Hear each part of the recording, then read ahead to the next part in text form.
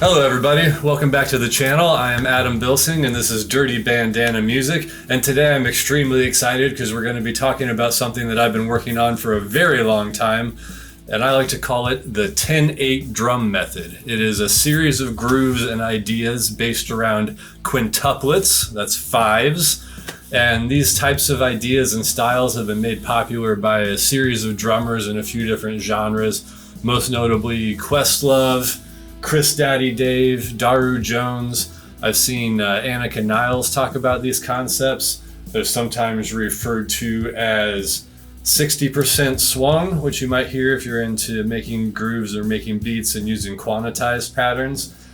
Sometimes called a quintuplet shuffle. I've heard it called a slide shuffle. I've also heard this all referred to as Dilla grooves, which are based around some sort of lo-fi styles popularized, 20 years ago.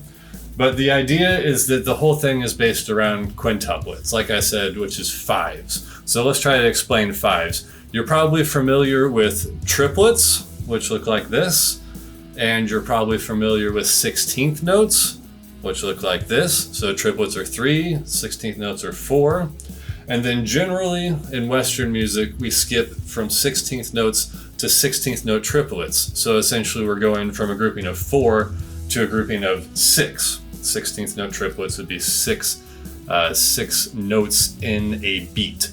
So what we're doing with these quintuplets, which I guess would technically be 16th note quintuplets in this sort of a setup, is we're putting the 5's right between the 4's that are 16th notes and the 6's that are 16th notes triplet. So that's a little confusing to talk about, but hopefully you'll see it in a graphic next to me. We go from 3's, which are 8th note triplets, 4's, which are 16th notes, 5's, which are 16th note quintuplets, and 6's, which are 16th note triplets.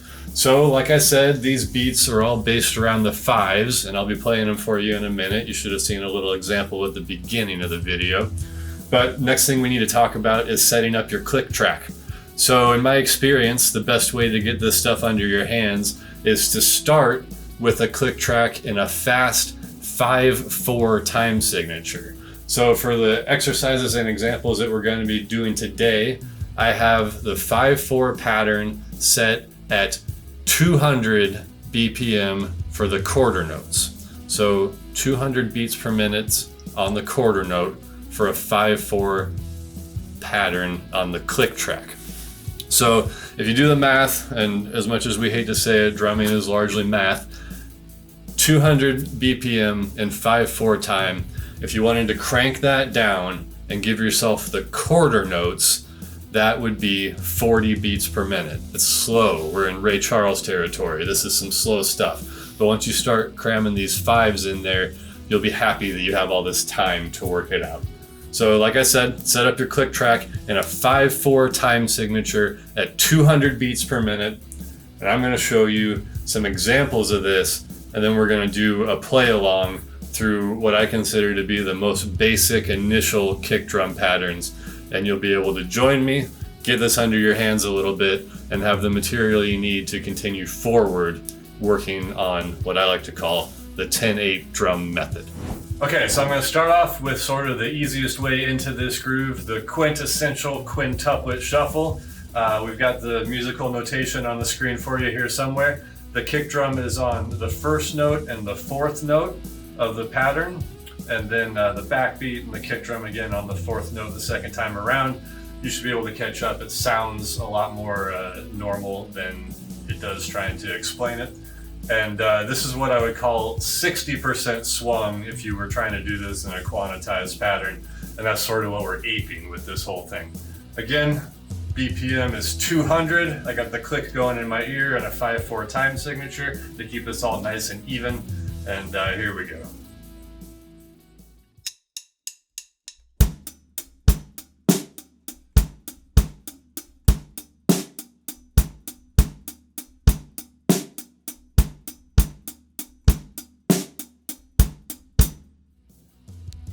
Okay, so next I'm going to play you through all the most basic kick drum patterns for this groove in a way that makes it easy to play along. We'll have the notation up on the screen so you can see what's going on.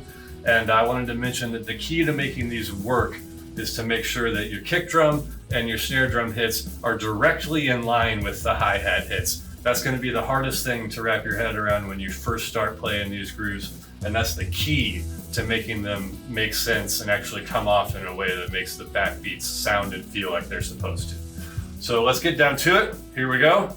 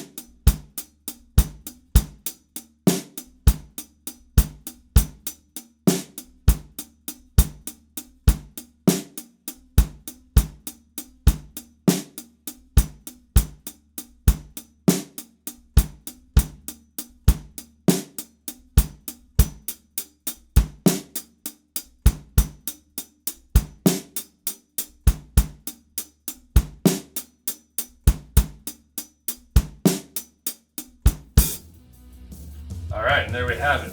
So I would suggest, if you're practicing these at home, start off with the click and 5/4 time like we just did. And as you start to get this more and more under your hands, once you feel ready, put it back in 4/4 time so that you actually are in charge yourself of making the subdivisions for the quintuplets in your right hand all sound correct. So like I said before, if you're in 5/4 time at 200 BPM, when you switch yourself back to 4/4 time, you're going to be way down at 40 BPM. And it's going to feel like eons pass before the click track comes back around again. But the key to all of this is internalizing those 5's. You got to get those 5's in your head any way you can. There's a lot of different ways to practice them, and you can really start just by practicing them on the snare drum and sort of moving through the tree of times. Do 8th note triplets, 16th notes, 16th note quintuplets, 16th note triplets, and get all the way down through all of those. And that's the best way to get these 5's internalized, which is absolutely key to making this all work. All right, that's it for our first video. I hope you learned a little something about how to approach this, the 10/8 drum method, and you're getting a little more comfortable with these quintuplets, or 5's as I like to call them, in a shorthanded fashion. Most importantly though, stay tuned here, because I'm going to keep going over this method, and it gets very deep. There are lots and lots of things to do with this feel, and many variations that I'll be explaining in upcoming videos.